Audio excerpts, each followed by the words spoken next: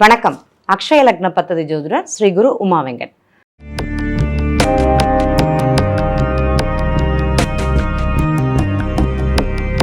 சிலருக்கு இந்த ஹனுமான் ரொம்ப பிடிக்கும். யாரெல்லாம் இந்த ஹனுமான் கோவிலை கும்பிடுறது ரொம்ப சிறப்பாக இருக்கும்.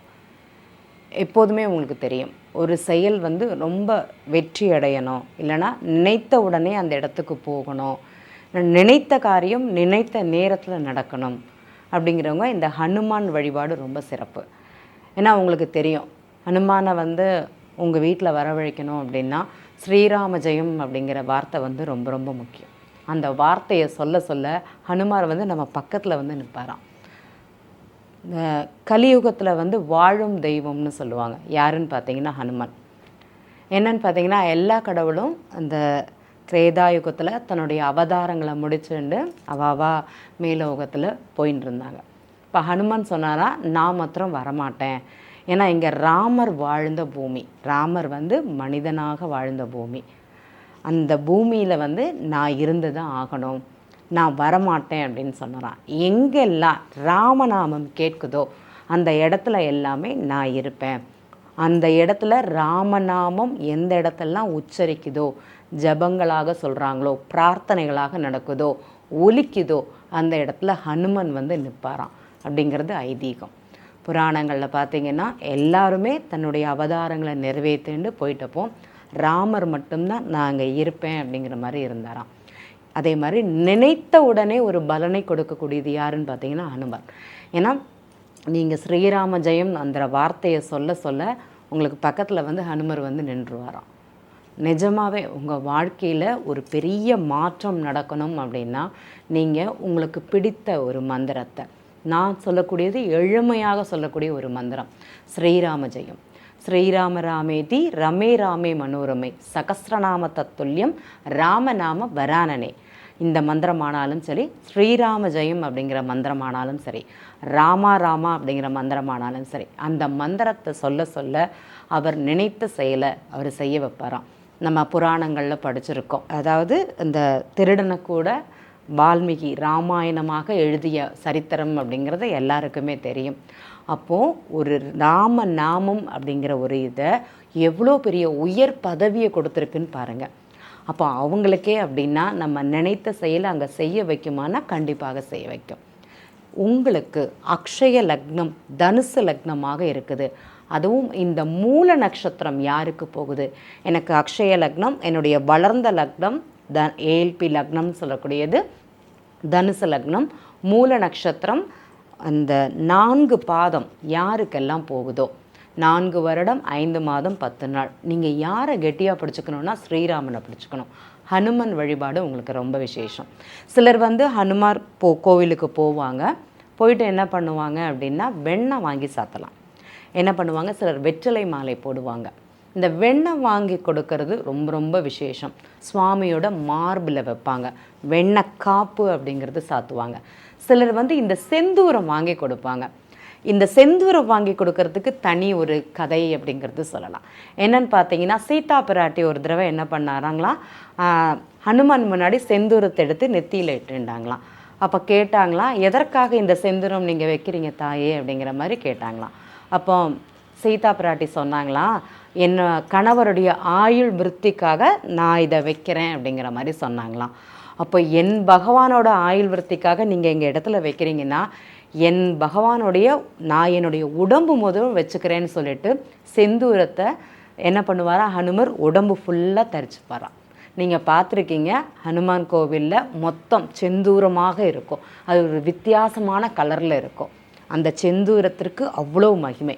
நான் எனக்கு ஹனுமான் ரொம்ப பிடிக்கும்னு சொல்லக்கூடிய நண்பர்கள் கண்டிப்பாக உங்கள் நெத்தியில் செந்தூரம், சந்தனத்திற்கும் செந்தூரத்திற்கும் 2 வித்தியாசம் இருக்குது.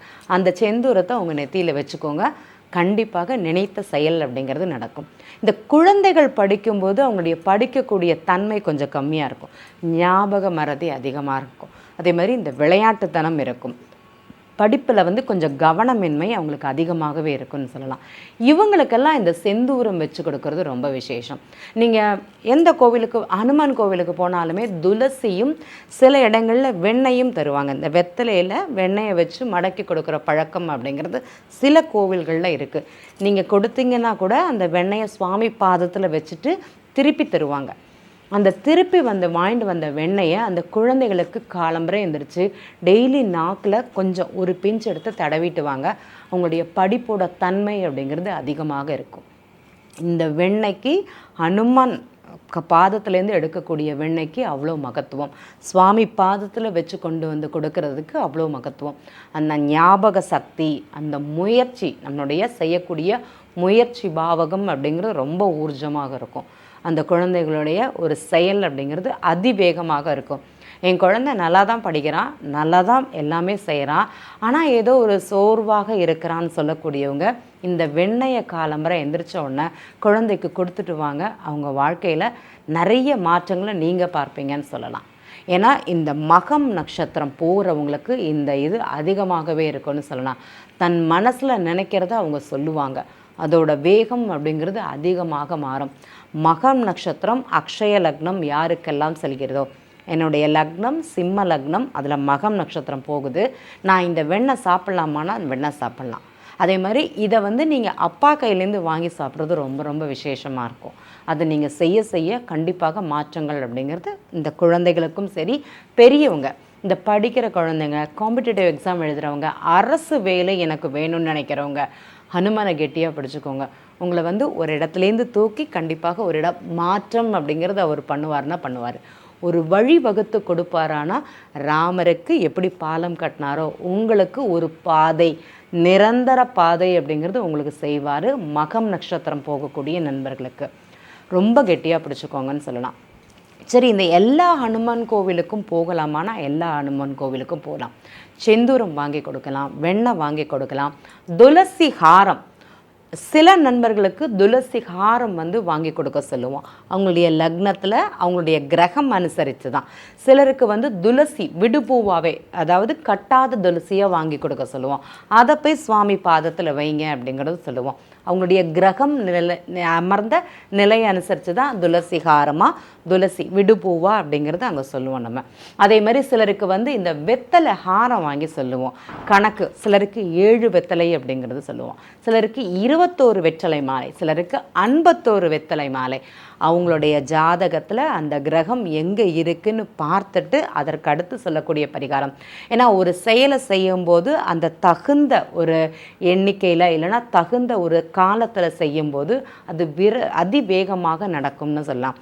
இந்த மேஷ லக்னம் அக்ஷய லக்னமாக செல்லக்கூடியவங்க, அஸ்வதி நட்சத்திரம் போகிறவங்க என்ன பண்ணணும் அப்படின்னா, 2 நெய் தீபம் ஹனுமர் கோவில் எங்கே இருக்குதோ ஆஞ்சநேயர் சன்னதிக்கு போயிட்டு அங்கே 2 நெய் தீபம் போடுங்க. நீங்கள் நினைத்தது கண்டிப்பாக நடக்கும். அந்த அஸ்வதி நட்சத்திரம் போகிறவங்களுக்கு தெரியும், இப்போ எனக்கு அஸ்வதி நட்சத்திரம் போகுது, எனக்கு ஒரு பிரச்சனை இருக்குது, அதுவும் இந்த மனம் சார்ந்த பிரச்சனை. இந்த திருமணம் ஆகாதவங்களுக்கு பார்த்திங்கன்னா, திருமண உறவுலேயும் சரி, திருமணம் ஆனவங்க ஆகாதவங்க அப்படின்னா அந்த காதல் சார்ந்த பிரச்சனைகள் அப்படிங்க இருக்கும்.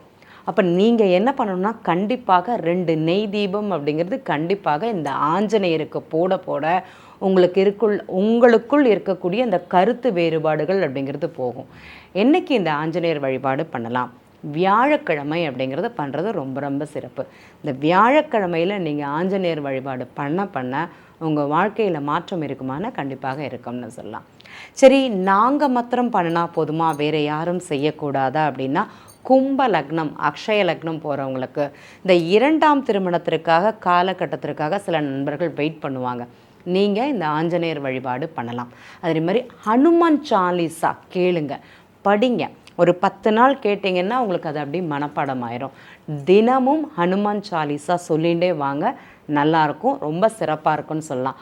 அதை சொல்ல சொல்ல உங்கள் வாழ்க்கையில் மாற்றம் கண்டிப்பாக நடக்கும். எனக்கு ஹனுமான் சாலிசா தெரியும், நான் சொல்லிட்டு தான் இருக்கிறேன், இன்னும் நிறைய சொல்லுங்கள். ஒரு நாமத்தை உச்சரிக்கும் போது இத்தனை எண்ணிக்கைன்னு அதை சொல்லிட்டோன்னா அந்த கடவுள் நம்ம கூடவே இருப்பாராம். அது முன்னாடியே இப்போ நான் ஒரு இடத்துக்கு போகிறேன்னா அந்த செயல் நடக்குமா நடக்காதா அப்படிங்கிறத என் கடவுள் எனக்கு உணர்த்துவார் அப்படிங்கிறது சொல்லலாம். பொதுவாகவே இந்த ஆஞ்சநேயர் வழிபாடு ரொம்ப சிறப்பு. எங்கே அப்படின்னா நாமக்கல் போனீங்கன்னா போதும், நமக்கு ரொம்ப சிறப்பாக இருக்கும் ஆஞ்சநேயர் வழிபாடு, போய் பண்ணிட்டு வரலாம். நம்ம சென்னையில் பார்த்திங்கன்னா நங்கநல்லூர் ஆஞ்சநேயர் ரொம்ப ரொம்ப விசேஷம்னு சொல்லலாம். அதே மாதிரி பாண்டிச்சேரியில் ஆஞ்சநேயர் இருக்கார், அவரும் ரொம்ப ரொம்ப விசேஷம்னு சொல்லலாம்.